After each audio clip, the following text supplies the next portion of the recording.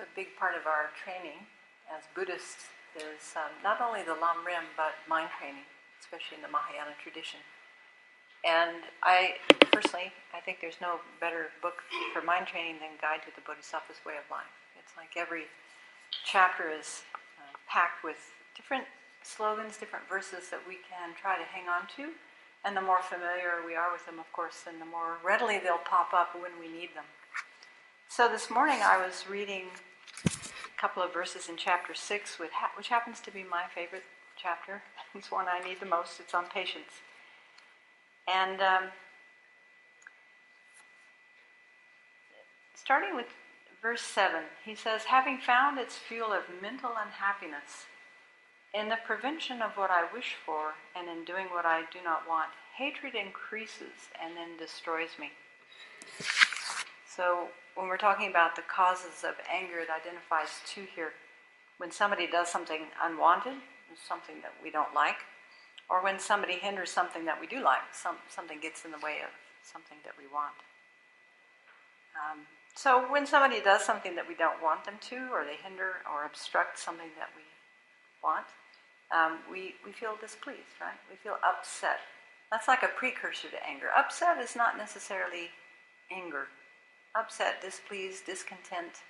There can be a lot of, even impatient, there can be a lot of mental flavors in our mind before it actually gets to full-blown anger, where it includes this wish or this intention to harm, and which is included in the definition of anger. And it's important to recognize that wishing to harm is not necessarily, shoving somebody or throwing something, breaking something, but even one of the most aggressive things we can do is to close our heart to somebody and just to ignore them. We do that to harm people, don't we? We pull away. We close off ourselves to them. Or maybe we just give them a look. Probably every parent has their own version of the look. Or every person, actually, not just parents.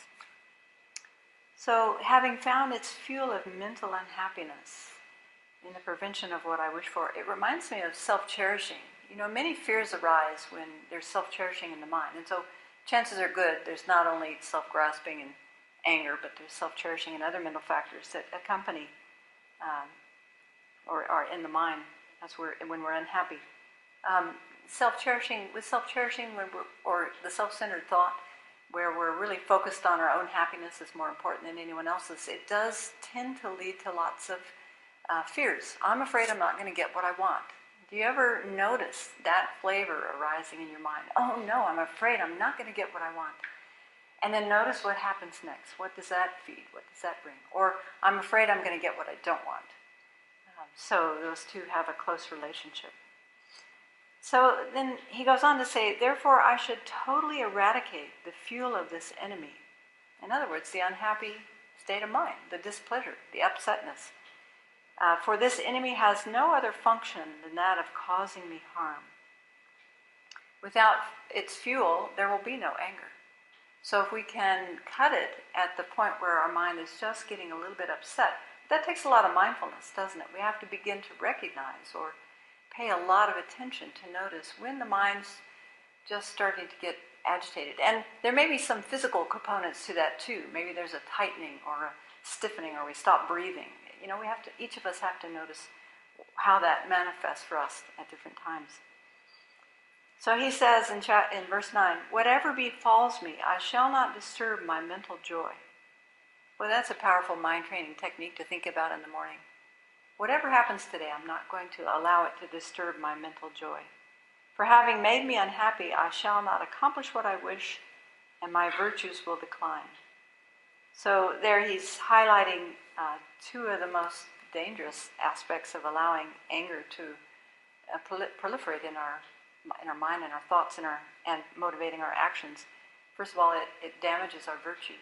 And when I think about how much effort it takes to stay mindful and cultivate a lot of virtue in the day, the last thing I want is just to throw it out the window with a quick bout of anger.